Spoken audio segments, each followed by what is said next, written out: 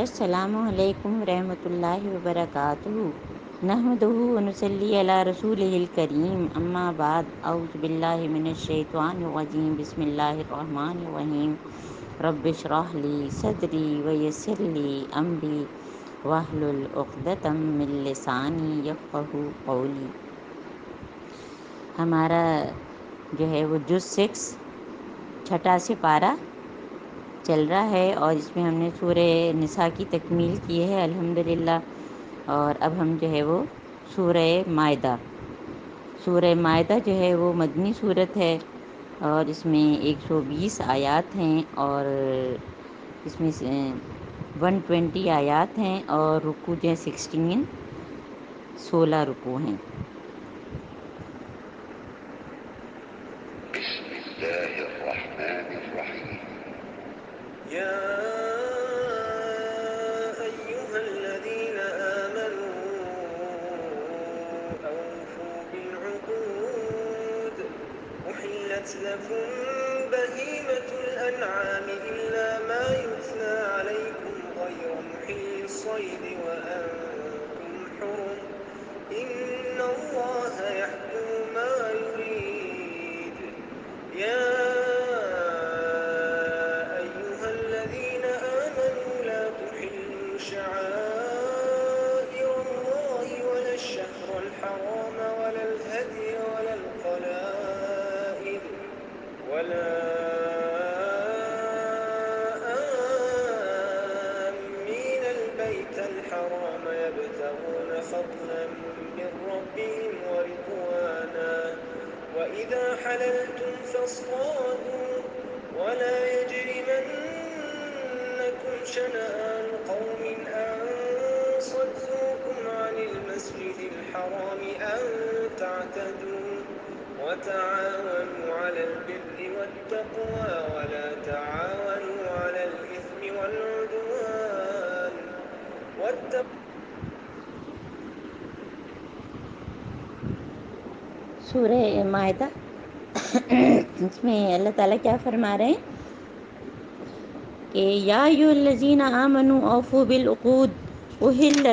احلت لکم بہیمۃ الانعام الا ما یتلی علیکم غیر محل الصید وانتم حرم۔ سورہ مائدہ کا مطلب ہوتا ہے دسترخوان، جس میں آگے ہم پڑھیں گے کہ اس سے کیا تعلق ہے، اور اس کے جو امپورٹنٹ ٹاپکس ہیں، مضامین ہیں سورہ مائدہ کے، وہ ہیں ایمان والوں سے خطاب ہے، اور پھر اس کے بعد جو ہے ایمان والوں سے یا ایھا الذین آمنوا جو ہے وہ 14 to 16 دفعہ ہے نا، آپ لوگ خود بھی گنیے گا، اور اس کے بعد اہل کتاب سے خطاب ہے، یعنی حجت تمام کرنا کہ اللہ تعالیٰ نے پیغام صحیح پہنچا دیا ہے نا، اور اس میں جو ہے نا شریعت کی تکمیل ہے۔ جیسے پہلے بھی ہم نے ذکر کیا تھا کہ سورہ بقرہ میں جو بہت سارے احکامات آئے تھے، اس کی اب تکمیل جو ہے وہ زیادہ واضح کر کے جو ہے وہ سورہ نساء اور سورہ مائدہ میں بتائے گئے ہیں، اور اس کے علاوہ حابیل قابیل کا قصہ بھی ہے۔ تو آئیے ہم دیکھتے ہیں کہ اس میں جو ہے اللہ تعالیٰ کیا فرما رہے ہیں، اور یہاں سے ہماری جو ہے دوسری منزل بھی شروع ہو رہی ہے نا، کیونکہ پورے قرآن میں جو ہے وہ جو ہے 7 منزلوں میں تقسیم کیا گیا ہے، تاکہ اگر کوئی ایک ہفتے میں ختم کرنا چاہے تو ختم کریں ہیں۔ تو پہلے گروپ میں 1 مکی اور 4 مدنی ہیں، اور وہ گروپ ہے، ایک تو گروپ ہے اور ایک جو ہے وہ منزل ہے۔ گروپ جو ہے وہ اس کے معنی کے حساب سے اور جس طرح کے احکامات ہیں اس کے حساب سے بنایا گیا ہے۔ تو یہاں پہ ہماری پہلی منزل ختم ہوئی ہے سورہ نساء پہ، اور یہاں پہ ہماری دوسری منزل جو ہے سورہ مائدہ سے شروع ہوئی ہے۔ یا ایھا الذین آمنوا اوفوا بالعقود، اے لوگو جو ایمان لائے ہو عہد کی پابندی کرو۔ عقد اصل میں جو ہے گرہ کو کہتے ہیں، جو کہ مضبوطی سے بندھی ہوئی ہو، ہے نا، اور معاہدے کو بھی اسی لیے کہتے ہیں۔ اور ہم اگر جائزہ لیں تو ہماری تو پوری زندگی جو ہے معاہدوں ہی پہ ہی مشتمل ہوتی ہے نا، جو انسانی زندگی ہے، کیونکہ انسان ایک دوسرے کے بغیر جو ہے وہ زندگی نہیں گزار سکتا، ہم کو ایک دوسرے کی ضرورت ہوتی ہے۔ پہلے ہمارا تعلق جو ہے اپنے ماں باپ سے ہوتا ہے، ماں باپ کا بچوں سے ہوتا ہے، پھر بڑے ہوتے ہیں، پھر شادی ہوتی ہے، پھر ہم کہیں نہ کہیں جو ہے وہ ایجوکیشن حاصل کرنے کے لیے جاتے ہیں، پھر کہیں ہم نوکری کرتے ہیں. تو یہ سارے جو ہے نا ہماری زندگی معاہدوں پر قائم ہے. یعنی ماں باپ کا جو ہے ایک طرح سے اللہ تعالیٰ سے وعدہ ہوتا ہے کہ وہ بچوں کی اچھی پرورش کریں، پھر بچے بڑے ہوئے،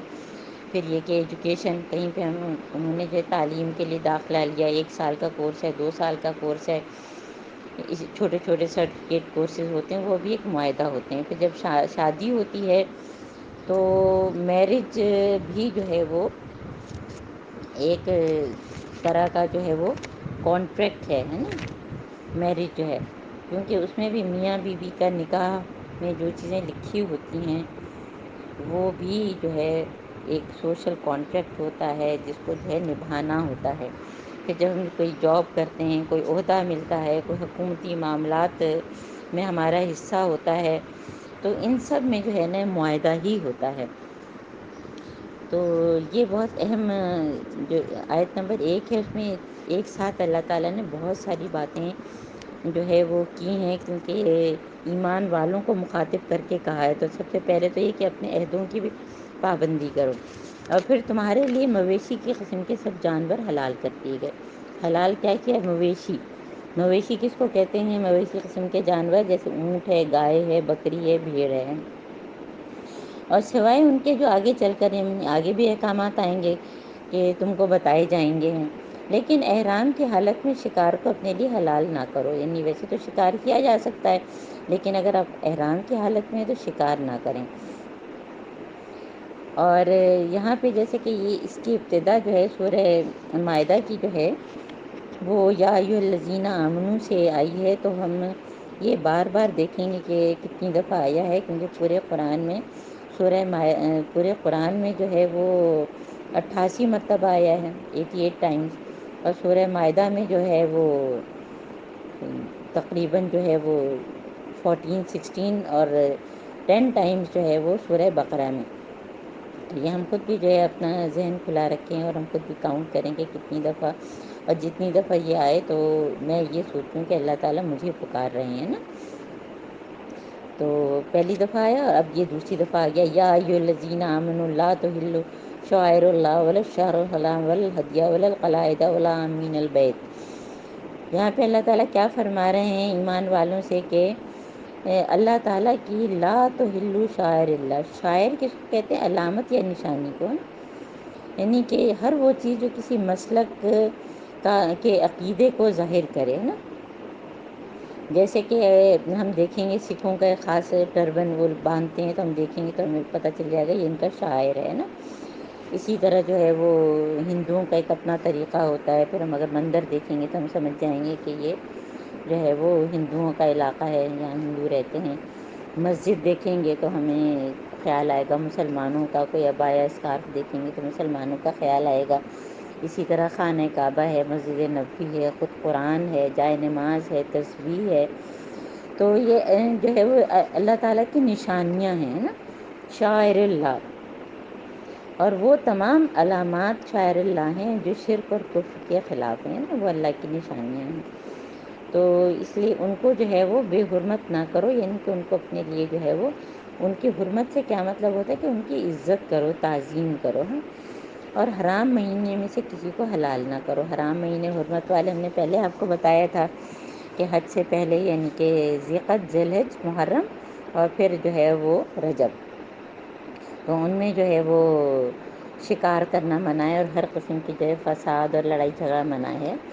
تو اس کو بھی حلال نہ کرو. اور قربانی کے جانوروں پر بھی جو ہے وہ ان کو بھی جو ہے تکلیف نہ دو. قربانی کے جانور کیونکہ ان پر پٹا لگا ہوتا ہے. ابھی جب بقرعید آئے گی تو ہم دیکھتے ہیں جگہ جگہ قربانی کے جانور ہوتے ہیں، یا حج کے دوران. تو ان کو بھی تنگ نہ کرو اور ان جانوروں پر ہاتھ نہ ڈالو جن کی گردنوں میں کوئی جو ہے نشانی کے طور پہ پٹے پڑے ہوئے ہیں. اور نہ ان لوگوں کو چھیڑو جو اپنے رب کے فضل اس کے خوشنودی کی تلاش میں جو ہے وہ کعبہ کی طرف جا رہے ہیں، یعنی احرام کی حالت میں ہیں، لوگ جا رہے ہیں، آ رہے ہیں. تو ان کا بھی جو ہے وہ احترام کرو. ہاں، جب احرام کی حالت ختم ہو جائے ہیں تو پھر کیا کرو، پھر شکار تم کر سکتے ہو. یعنی یہ نہیں کہ ضروری نہیں ہے شکار کرنا، یہ کہ اجازت اب مل گئی. جو پہلے اجازت ختم کی گئی تھی، تو اب اجازت مل گئی کہ اب تم شکار کر سکتے ہو. اور دیکھو ایک گروہ نے تمہارے لیے مسجد حرام کا راستہ بند کر دیا ہے، تو اس پر تمہیں غصہ تمہیں اتنا نہ آئے کہ تم مشتعل ہو جاؤ اور ان سے تم لڑنے کے لیے تیار ہو. تو اگر کوئی اور جو ہے لڑنے کے لیے تیار ہو، تو ہمیں سکون سے رہنا چاہیے. ہمیں کوشش کرنا چاہیے کہ اس لڑائی جھگڑے کو جو ہے ہم تھوڑا سا کم کر کے جو بہتر طریقے سے معاملات کو حل کریں.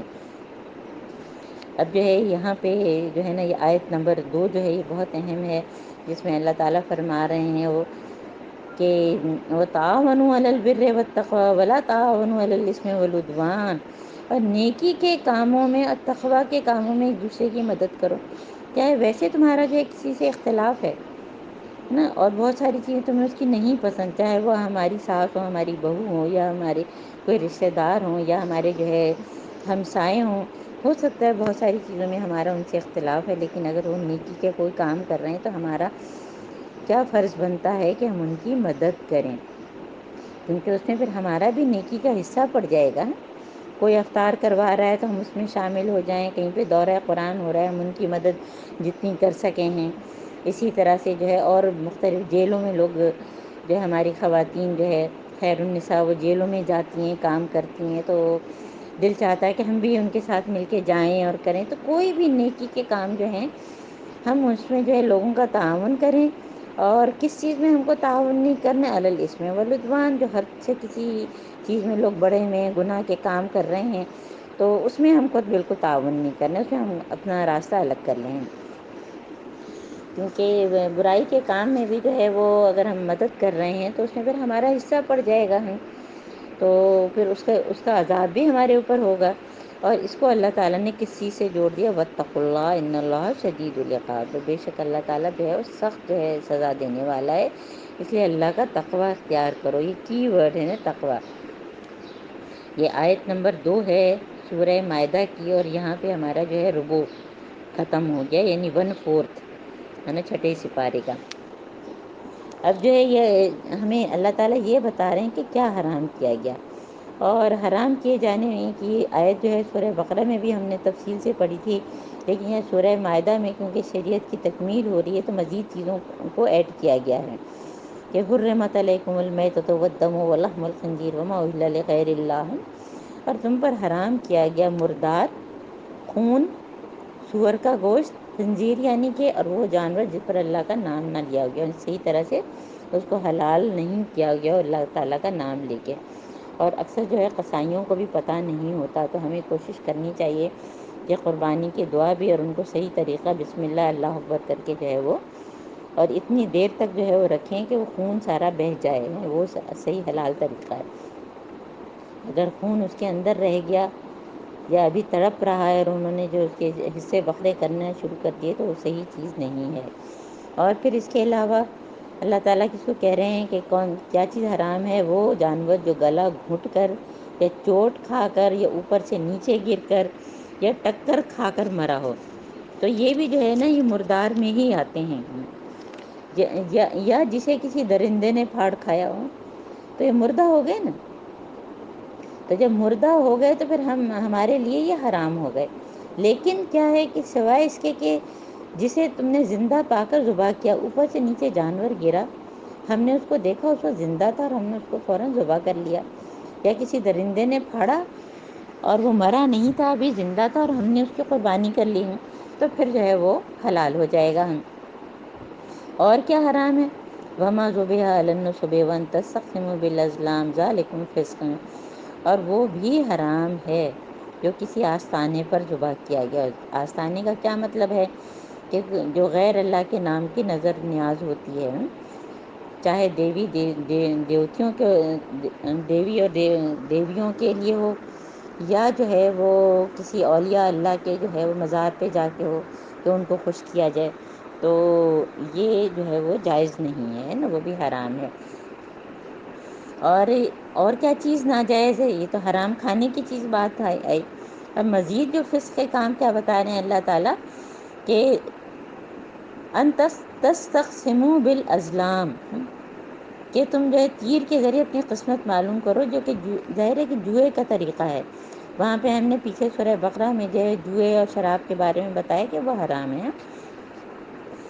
تو ان کے ذریعے اپنی قسمت کا معلوم کرو، یہ حرام چیز ہے، یہ سب جو ہے فسق ہے۔ آج کافروں کو تمہارے دین کی طرف سے پوری مایوسی ہو چکی ہے، اور لہٰذا تم ان سے نہ ڈرو بلکہ مجھ سے ڈرو، ہے نا۔ انڈر لائن کریں، آیت نمبر جو ہے یہ 3 ہے، آیت نمبر 3 سورہ مائدہ، کہ فلا تخشوہم واخشونی، ان سے مت ڈرو مجھ سے ڈرو۔ الیوم اکملت لکم دینکم واتممت علیکم نعمتی وردیت لکم الاسلام دینا۔ کتنی زبردست آیت ہے یہ، آیت نمبر 3، کہ یہ دین کے مکمل ہونے کا ہے نا۔ احکامات کا سلسلہ ہم نے دیکھا کہ سورہ بقرہ مدنی صورت ہے، وہاں ہم نے بہت سارے 1000 جو ہے ہم نے پڑھا کہ ڈوز اینڈ ڈونٹس ہیں، امر و نہی کے ہیں، وہ ہم نے پڑھا، وہ بلو پرنٹ تھا، اور اب اس کی جو ہے تکمیل۔ تو سورہ مائدہ میں کیونکہ شریعت کی تکمیل ہو رہی ہے، اس لیے یہاں پہ اللہ تعالیٰ نے فرمایا کہ آج کے دن کوئی خاص دن نہیں، یعنی جب یہ آیت نازل ہوئی تو زیادہ تر احکامات جو ہے وہ نازل ہو چکے تھے، تو اس لیے یہ فرمایا کہ دین مکمل ہو گیا،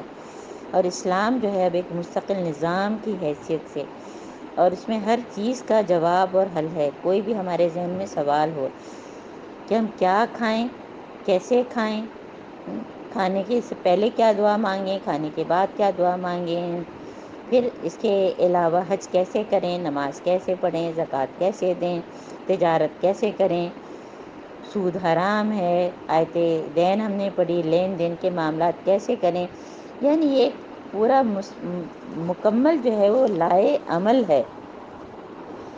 تو اس لیے اللہ تعالیٰ نے جو ہے یہ ساری، اور آگے بھی دیکھیں جو ہے کھانے پینے کی مزید باتیں ہیں۔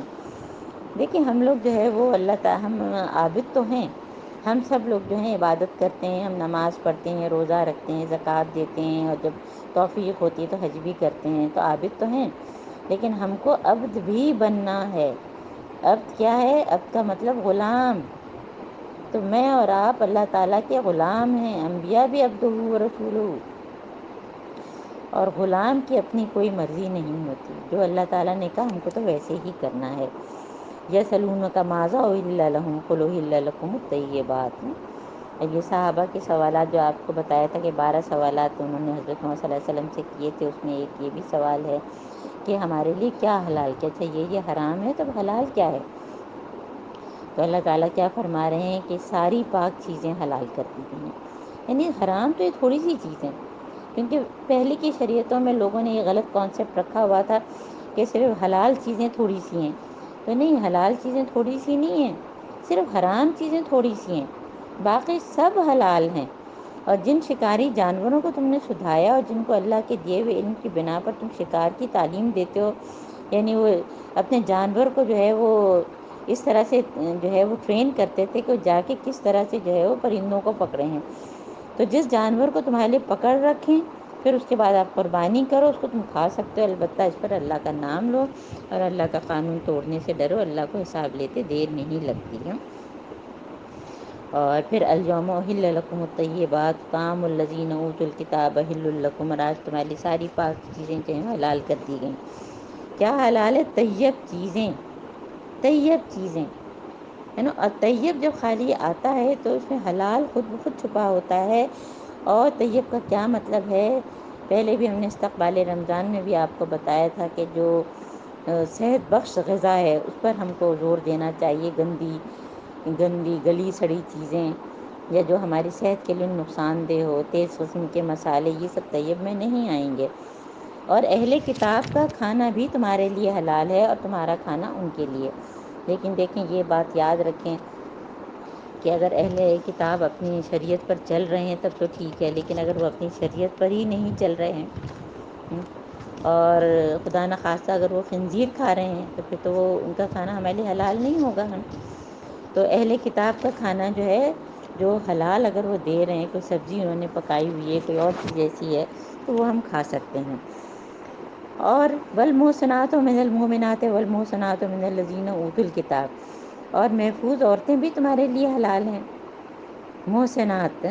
یعنی کہ وہ جو اپنے دین پر اچھی طرح سے قائم تھیں تو تم اہل کتاب کی عورتوں سے شادی بھی کر سکتے ہو، خواہ وہ اہل ایمان کے گروہ سے ہوں یا ان قوموں میں سے جن کو کتاب دی گئی۔ یہ مردوں کو اجازت ہے نا، کیونکہ اگر وہ عورتیں جو ہیں وہ ایمان والی ہیں، اپنی دی ہوئی کتاب پر عمل کر رہی ہیں، تو پھر جو ہے وہ مسلمان مرد ان سے شادی کر سکتے ہیں، بشرطے کہ تم ان کے مہر ادا کر کے نکاح میں ان کے محافظ بنو، نہ یہ کہ آزاد شہوت رانی کرو۔ دیکھیے یہی بات لونڈی کے لیے کہی گئی تھی کہ لونڈی سے بھی تم شادی کرو تو اس کو محسنات بناؤ، نکاح میں رکھو، ان کے محافظ بنو۔ یہ نہیں کہ صرف اپنی جو ہے نا نفسانی خواہشات، صرف سیکشل انٹرکورس کرنے کے لیے جو ہے ان کو آپ استعمال کر رہے ہیں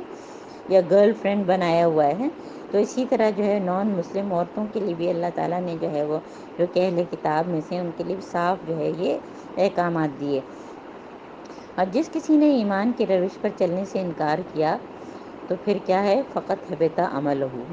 وہو فی الآخرۃ من الخاسرین، تو ان کے تو سارے عمل ہی برباد ہو جائیں گے۔ اب جو ہے آیت نمبر 6، اس میں بھی جو ہے اللہ تعالیٰ پھر یا ایھا الذین آمنوا، اس میں پھر اللہ تعالیٰ مجھ سے، یعنی مجھے سوچنا چاہیے کہ اللہ تعالیٰ مجھے کہہ رہے عذرا یہ کرو، عذرا وہ کرو، عذرا یہ کرو، تو میں یعنی جب کوئی اگر میرا نام لے کے کوئی بات کہتا ہے تو ہم کتنے کانشیس ہو جاتے ہیں، تو یہ اس میں ہم ہی ہے نا، یا ایھا الذین آمنوا۔ تو اے لوگوں جو ایمان لائے ہو، جب تم نماز کے لیے اٹھو تو چاہیے کہ اپنے منہ اور ہاتھ کو انگلیوں تک دھو لو، سروں پر ہاتھ پھیر لو اور پاؤں ٹخنوں تک دھو لو۔ اس میں یہ وضو کا طریقہ بتایا گیا ہے۔ اور جنابت کی حالت میں ہو تو نہا کر پاک ہو جاؤ، یعنی غسل کی ضرورت ہے تو غسل کر لو۔ اور غسل میں جو پاکی والا غسل ہوتا ہے اس میں صرف آپ کو یہ کرنا ہے کہ جیسے وضو پہلے پورا کریں، اس کے بعد 3 دفعہ جو ہے وہ پورے جسم پر پانی ڈالیں نا،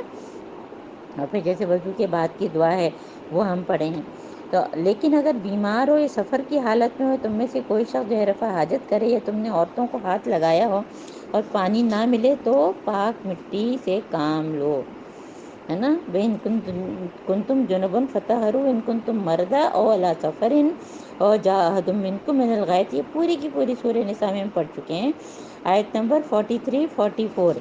اس میں تیمم کے بارے میں ہم نے آپ کو بتایا کہ اگر وضو کی ضرورت ہے، غسل کی ضرورت ہے اور پانی ہے ہی نہیں تو پھر ہم کو جو ہے پاک مٹی ہے نا، پاک مٹی سے جو ہے ہم کو اپنے آپ کو پاک کرنا ہے۔ اور دوسری کون سی صورت آپ کو بتائی تھی کہ اگر جو ہے پانی تو موجود ہے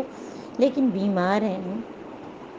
ہیں، اتنی سردی ہے کہ اگر ٹھنڈے پانی سے ہم نے نہا لیا، دھو لیا یا وضو کر لیا تو کوئی بڑی بیماری ہو جائے گی، نمونیا ہو جائے گا، ہماری جان کو خطرہ ہوگا، تو تیمم کر لیں۔ اور تیمم کا طریقہ بھی یہاں پہ بتا دیا ہے۔ اور یہاں پہ آپ کو یہ بھی بتاؤں کہ یہ سائنٹیفک بھی اس چیز کی جو ہے وہ اس پر ریسرچ کی گئی ہے کہ مٹی کے اندر جو ہے نا وہ طہارت کی بہت ساری چیزیں ہیں، یعنی جو ہے باقاعدہ اب تو اس چیز کو بہت پسندیدہ سمجھا جاتا ہے کہ مٹی میں کھیلنا بچوں کا، ہاں مٹی صاف ہو، مٹی گندی نہ ہو، تو مٹی میں کھیلیں گے تو ان کی امیونٹی بڑھے گی۔ یہ ایک بہت بڑی باقاعدہ ریسرچ ہے۔ اور اب اکثر لوگوں نے اپنے بیک یارڈ میں جو ہے کس طرح کا حصہ بنایا بھی ہوا ہے جس میں وہ بچے اس میں کھیلتے ہیں، اور بچوں کے ہاتھ میں جو ہے وہ گارڈننگ کرنے کی چیزیں دیتے ہیں تاکہ وہ اس میں جو ہے وہ مصروف رہیں۔ تو مٹی پر جو پاک مٹی ہے اس پر ہاتھ مار کر منہ اور ہاتھوں پر پھیر لو، ہے نا۔ یہ پورے وضو کی طرح نہیں کرنا ہے،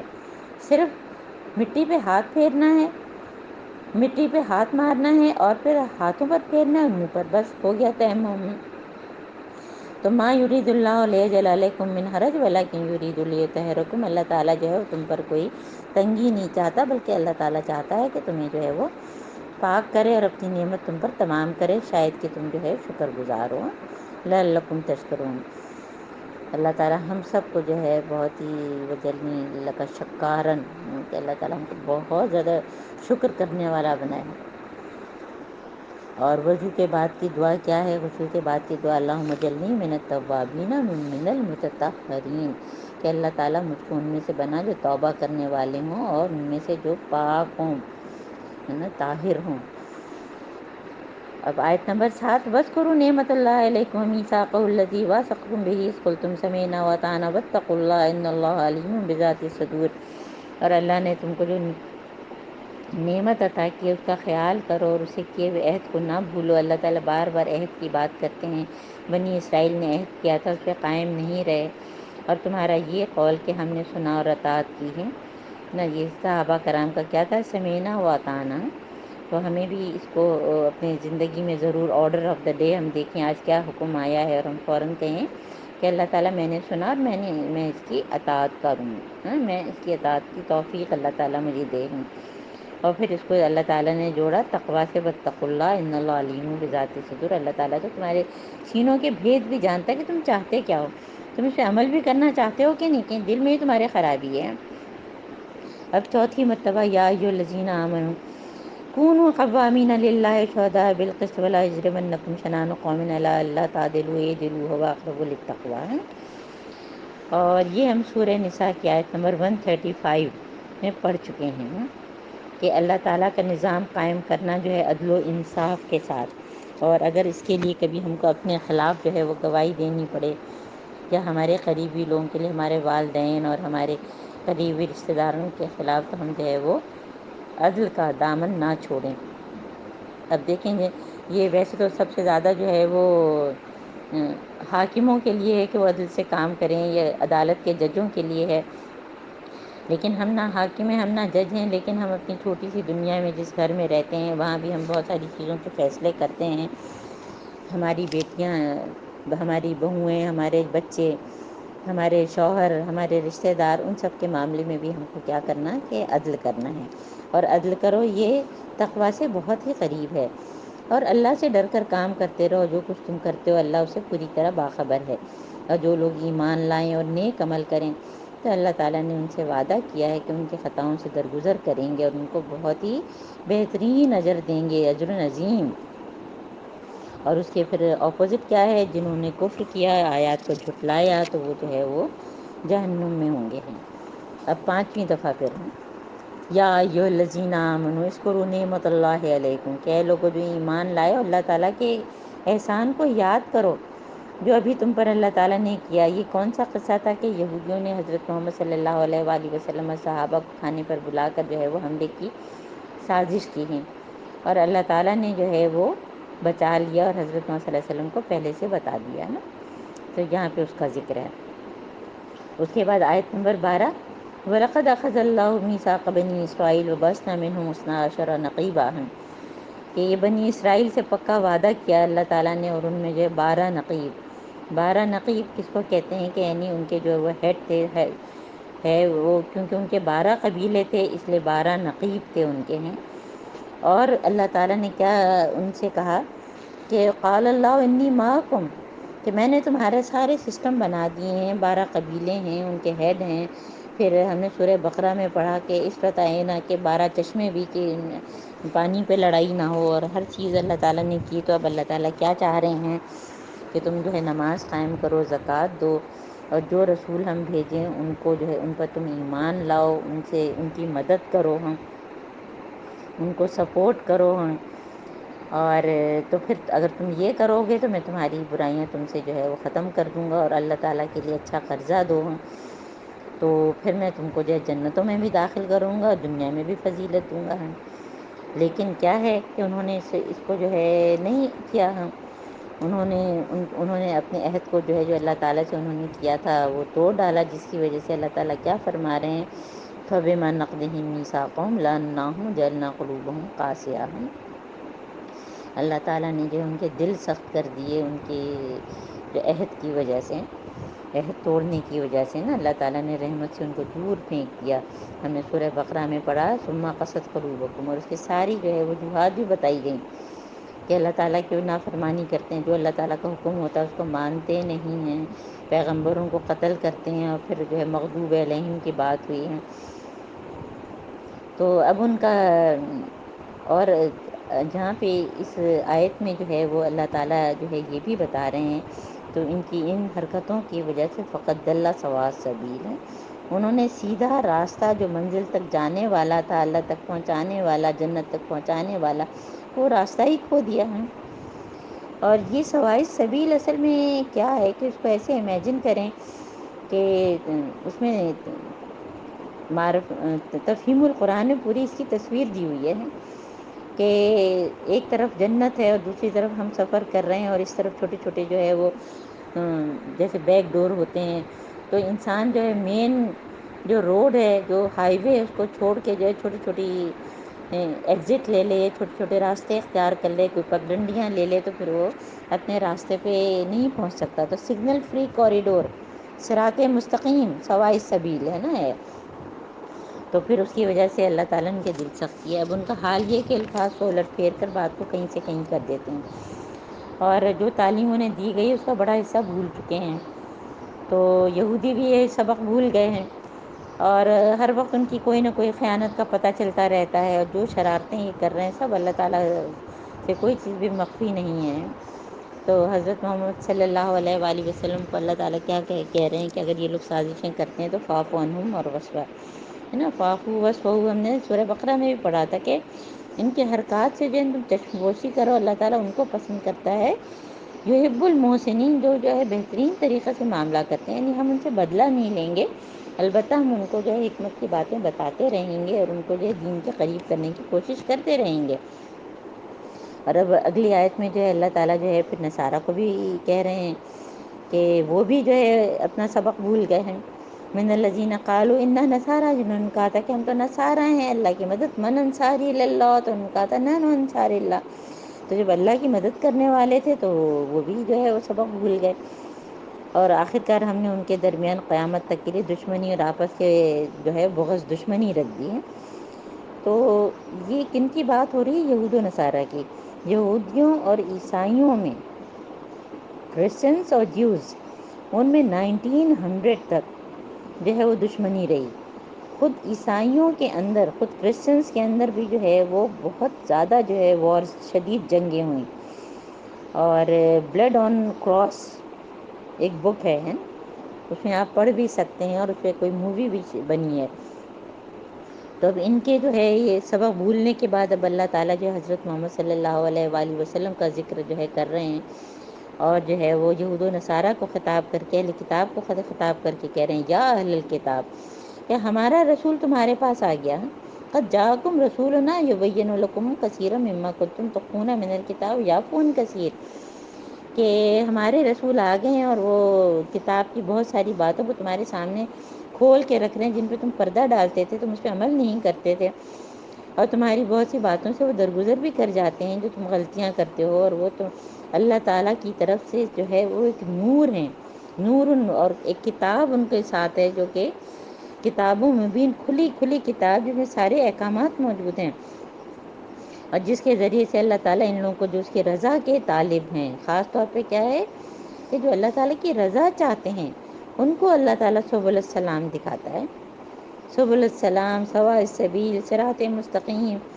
ہے نا۔ صرف ہم اہدنا الصراط المستقیم کہہ کے نہ رہ جائیں، ہم وہ جاننا چاہیں کہ سلامتی کا راستہ ہے کون، اور اللہ تعالیٰ جو ہے وہ اندھیروں سے ان کو نکال کر جو ہے روشنی کی طرف لاتے ہیں، جیسے کہ سورہ بقرہ میں آیت الکرسی میں ہم نے پڑھا، اور راہ راست کی طرف ان کی، صراط مستقیم کی طرف جو ہے رہنمائی کرتے ہیں۔ اب جو ہے وہ آیت نمبر جو اگلی ہے یہ 17 سورہ مائدہ کی، اس میں جو ہے وہ غلو کی بات ہوئی ہے، جو کہ ہم سورہ نساء میں پڑھ چکے ہیں کہ لقد کفر الذین قالوا ان اللہ هو المسیح ابن مریم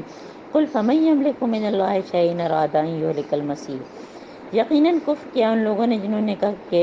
حضرت عیسیٰ مسیح ابن مریم ہی خدا ہیں، یہ ان کا غلو تھا کہ انہوں نے ان کی محبت اور عظمت میں اتنے بڑے کہ ان کو ہی اللہ تعالیٰ کا درجہ دے دیا ہے۔ ایک تو ٹرینیٹی جو ہم نے سورہ نساء میں پڑھا، اور اس کے علاوہ کہ مسیح ہی جو ہیں وہ خدا ہیں، ان اللہ هو المسیح ابن مریم، تو اللہ تعالیٰ کیا فرما رہے ہیں کہ آپ ان سے کہہ دیجئے فمن یملک من اللہ شیئا، کہ نبی ان سے کہو کہ اگر خدا مسیح ابن مریم کو، اس کی ماں، تمام زمین والوں کو ہلاک کر دینا چاہے تو کس کی مجال ہے کہ ان کو اس ارادے سے باز رکھے، کیونکہ ساری جو بادشاہی ہے وہ تو اللہ تعالیٰ کی ہے، اور تو کسی کے ہاتھ میں کچھ بھی نہیں ہے۔ اور یہ تو دیکھیں نصارہ کا غلو تھا، اور مسلمانوں کا غلو حضرت محمد صلی اللہ علیہ وسلم کے لیے کیا ہے، مسلمان بھی حضرت محمد صلی اللہ علیہ وآلہ وسلم سے محبت کرتے ہیں اور عقیدت رکھتے ہیں، تو ایسے ایسے جو ہے وہ نعتیں اور ایسے ایسے شعر ہیں کہ وہی جو مستوی عرش تھا خدا ہو کر اتر پڑا مدینے میں مصطفیٰ ہو کر ہیں۔ نعوذ باللہ، ہم کو ایسی باتوں سے پرہیز کرنا چاہیے، یہ بالکل کلیئر جو ہے شرک ہے، کیونکہ اللہ تعالیٰ کے کا بدل تو کوئی ہے ہی نہیں۔ اللہ تعالیٰ حی القیوم ہے، ہمیشہ سے ہمیشہ رہیں گے، اور وہ انہوں نے ہم سب کو قائم رکھا ہوا ہے۔ ہم نے جو ہے آیت الکرسی میں اللہ تعالیٰ کی ساری کیریکٹرسٹک پڑھی ہیں، اور جو ہے وہ بنی اسرائیل کے اور مزید جو ہیں وہ جو ان کے مسکانسیپٹس تھے کہ وقالت الیہود والنصارى، یہود و نصارہ، اور کیا سمجھتے تھے کہ نحن ابناء اللہ و ہم تو اللہ کے بیٹے ہیں اور ہم تو اللہ تعالیٰ کے پسندیدہ ہیں، تو ان سے پوچھو کہ تمہارے گناہوں پہ سزا کیوں دیتا ہے، اور درخت کہ تم بھی تو ویسے ہی انسان ہو جیسے اور انسان ہیں۔ اللہ تعالیٰ جسے چاہتا ہے معاف کرتا ہے، جسے چاہتا ہے سزا دیتا ہے۔ اور زمین آسمان کی جو ساری چیزیں، للہ ملک السماوات والارض، پوری بادشاہی اللہ تعالیٰ کے ہاتھ میں ہے، اور جو ان کے بیچ میں ہے نا، ایک ایک چیز اگر ہم سوچیں تو یعنی کہ انسان کے دماغ جو ہے سوچنے کے قابل نہیں رہتا اگر ہم یہ سوچیں۔ وہ الہ المصیر، اور ہم سب کو اسی کی طرف پلٹنا ہے۔ پھر اہل کتاب کو دیکھیں، بار بار اہل کتاب کو مخاطب کیا گیا ہے، ان کو جھنجھوڑا جا رہا ہے، بتایا جا رہا ہے۔ تو ہم اگر دین کا کام کریں، اور اگر دیکھیے ابھی ہمارے ملک پاکستان میں کتنے کرسچنز ہیں، اگر ہم ان پر کام کریں اور واقعی یا اہل کتاب والی آیات چن کے اور یا ایھا الناس کی آیات چن کے ان کے سامنے جو ہے ایک اچھے طریقے سے بیان کریں کہ ان کو یہ بھی نہ لگے کہ ہم ان کو مسلمان بنا رہے ہیں، ان کا دل اس طرف آ جائے۔ تو یہ جو ان لوگوں نے جو اپنے کو بہت ہی سمجھا تھا، اس پر جو ہے اللہ تعالیٰ نے جو عذاب دیے ان کا بھی ذکر ہم پہلے آپ سے پڑھ کر چکے ہیں کہ آشوریوں، یونانیوں، بخت نصر، ہٹلر، سب نے جو ان پر حملہ کیا تھا۔ تو اب اللہ تعالیٰ جو ان کو پھر جو ہے وہ بلا رہے ہیں اہل کتاب کو کہ اب رسول تمہارے پاس آ گئے جو تم کو دین کی تعلیم دے رہے ہیں، جبکہ بیچ میں جو ہے وہ ایک فترہ آیا تھا۔ فترہ کہتے ہیں کہ گیپ، کہ حضرت عیسیٰ علیہ السلام اور حضرت محمد صلی اللہ علیہ وآلہ وسلم کے درمیان 600 برس ایسے گزرے تھے، 600 ایئرس، کہ کوئی نبی اور رسول نہیں آیا تھا، جب رسولوں کی آمد کا سلسلہ جو ہے بند تھا، اور اس کے بعد پھر جو ہے حضرت محمد صلی اللہ علیہ وسلم آ گئے ہیں، اور اس کے دوران ظاہر ہے کہ لوگ جو تھے دین کے داعی تو موجود تھے، تو اللہ تعالیٰ نے یہ حجت تمام کی کہ تم یہ نہ کہہ سکو کہ ہمارے پاس کوئی بشیر اور نذیر نہیں ہے، اور اللہ تعالیٰ جو ہے وہ ہر چیز پر قادر ہے۔ اللہ تعالیٰ نے حضرت محمد صلی اللہ علیہ وسلم کو جو بشیر اور نذیر بنا کے بھیجا ہے۔ سورہ نساء کی آیت نمبر 165 میں ہم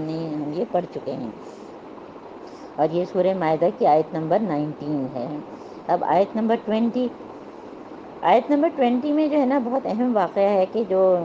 ایگزوڈس ہے، بنی اسرائیل کا واقعہ خروج ہے۔ بنی اسرائیل کو مزید نعمتیں یاد دلائی جا رہی ہیں جو کہ سورہ بقرہ میں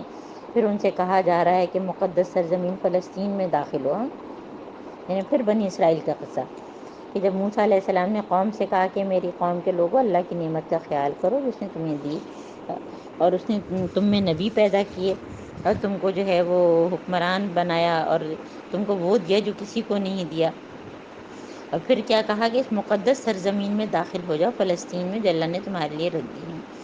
اور پیچھے نہ ہٹو ورنہ تمہیں ناکامی ہوگی۔ تو انہوں نے کیا کہا کہ نہیں، انہوں نے فوراً انکار کیا۔ تو اِنَّا لَن نَدْخُلَهَا حَتَّىٰ يَخْرُجُوا مِنْهَا، اس میں کون ہے کہ فِيهَا قَوْمٌ جَبَّارِينَ، اس میں تو بڑی جبار قوم ہے، جب تک یہ نہیں نکلیں گے ہم تو اس میں داخل ہی نہیں ہوں گے۔ حالانکہ اللہ تعالیٰ نے ان کو جو ہے اس چیز کا وعدہ کیا تھا کہ جو ہے تم جو ہو تم کو ہی فتح ہوگی۔ اب ایسی یہ سست قوم ہے بنی اسرائیل کہ ان کو جو ہے پانی مل گیا، من و سلوہ مل گیا، سب کچھ ان کو ملا ہوا ہے، اللہ تعالیٰ نے سایہ کر دیا ان کے اوپر بادلوں سے، لیکن جب جنگ کے لیے کہا تو انکار کر دیا ہے۔ تو اس میں جو ہے صرف دو لوگ، قال رجلان من الذین یخافون، دو لوگ ایسے تھے جنہوں نے اللہ تعالیٰ نے جو اللہ تعالیٰ سے ڈرتے تھے اور ان کو اللہ تعالیٰ نے اپنی نعمتوں سے نوازا، تو انہوں نے سمجھانے کی کوشش کی کہ بھائی تم اس میں گھسو تو صحیح، جب تم اندر پہنچو گے تو غالب ہوگے۔ اور یہ دو لوگ کون تھے؟ یوشع بن نون تھے اور کالب۔ انہوں نے کہا بھی لیکن یہ لوگ نہیں مانے ہیں، اور انہوں نے پھر یہی کہا، کیا کہا، اِنَّا لَن نَدْخُلَهَا أَبَدًا مَا دَامُوا فِيهَا فَاذْهَبْ أَنْتَ وَرَبُّكَ فَقَاتِلَا۔ ایک دفعہ جو ہے ہم حرم میں نماز پڑھ رہے تھے اور امام صاحب یہی آیت پڑھ رہے تھے اور ہزاروں قطار رو رہے تھے کہ انتا و ربک فقاتلا، کہ تم اور تمہارا رب لڑیں، ہم تو یہاں بیٹھ رہنے والوں میں ہیں۔ اور الحمدللہ جنگ بدر کے موقع پر مقدار کا قول ہے، بخاری کی حدیث ہے کہ یا رسول اللہ، ہم بنی اسرائیل کی طرح یہ نہیں کہیں گے کہ آپ اور آپ کا رب لڑیں، ہم تو آپ کے ساتھ ہیں۔ اور ہم نے دیکھا کہ صحابہ نے حضرت محمد صلی اللہ علیہ وسلم کو کبھی بھی ایسا جواب نہیں دیا ہے نا۔ یہ بائبل میں ایگزوڈس میں بنی اسرائیل کا واقعہ خروج موجود ہے نا، بک آف ایگزوڈس، کہ مصر سے حضرت موسیٰ علیہ السلام کے ساتھ 6 لاکھ افراد نکلے تھے، ہے نا، یعنی اتنے سارے لوگ تھے، یعنی کہ کوئی کمی تھی۔ عورتیں اور بچوں اور بوڑھوں کو اگر ہم نکال دیں تو کہتے ہیں کہ 1 لاکھ تو پھر بھی بن جائیں گے، اور اس میں جو 50,000 ایسے تھے جو واریر تھے، پورے جنگجو قسم کے لوگ تھے۔ اس کے باوجود ان کی جو ہے بزدلی کا یہ حال تھا۔ تو یوشع بن نون اور کالب تیار ہوئے اور 40 برس، دیکھیے اس میں بھی جب انہوں نے انکار کیا تو اللہ تعالیٰ نے ان کے اوپر جو ہے کیا عذاب کیا کہ یتیمون فی الارض، ایک جگہ ان کو قید کر دیا اور جہاں سے چلتے تھے وہیں پہنچ جاتے تھے۔ میدان تی میں 40 سال تک یہ مارے مارے پھرے، اور اس میں ان کی جو ہے وہ دوسری نسل جو ہے وہ پروان چڑھی، اور کیونکہ وہ مشکلات میں تھی تو اس کے اندر جو ہے قوت تھی ایمان کی، تو وہ لوگ پھر تیار ہوئے ہیں۔ تو اور یوشع بن نون اور کالب تھے، اور 40 برس نکلنے کے بعد، جبکہ اس وقت حضرت موسیٰ کا انتقال ہو چکا تھا، قوم سے جو ہے وہ حضرت موسیٰ نے علیہ السلام نے قوم سے علیحدگی کی تمنا بھی کی تھی، تو پھر جو ہے ان کی سربراہی میں انہوں نے فلسطین کو فتح کیا۔ تو یہاں پہ ہمارا جو ہے وہ نصف سپارہ، چھٹا سپارہ پورا ہو گیا۔ ہم اللہم آنس وحشتی فی قبری، اللہم ارحمنی بالقرآن العظیم واجعلہ لی اماما ونورا وہدی ورحمہ، اللہم ذکرنی منہ ما نسیت وعلمنی منہ ما جہلت وارزقنی تلاوتہ آناء اللیل وآناء النہار واجعلہ لی حجۃ یا رب العالمین۔ اے اللہ تعالیٰ، جتنے لوگ سن رہے ہیں ابھی، جو بعد میں سنیں گے، اللہ تعالیٰ ہم سب کے علم میں عمل میں برکت دے، بیماروں کو صحت یاب کر ان کو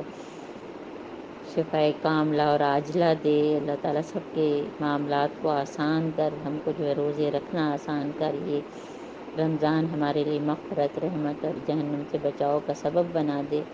اللہ تعالیٰ یہ قرآن پڑھانے کی ذمہ داری اللہ تعالیٰ ہم نے لی ہے، اللہ تعالیٰ ہم سے کوئی کمی کوتاہی ہو تو اللہ تعالیٰ ہم کو معاف کر دے۔ اللہ تعالیٰ اس کا علم ہم کو سکھا، ہم کو عمل کے طریقے سکھا، اور اللہ تعالیٰ اس کو قبول کر ہماری طرف سے ہماری ٹوٹی پھوٹی کوشش ہو۔ آمین ثم آمین۔ سبحانک اللہم وبحمدک، اشہد ان لا الہ الا انت، نستغفرک ونتوب الیک۔ السلام علیکم ورحمۃ اللہ وبرکاتہ۔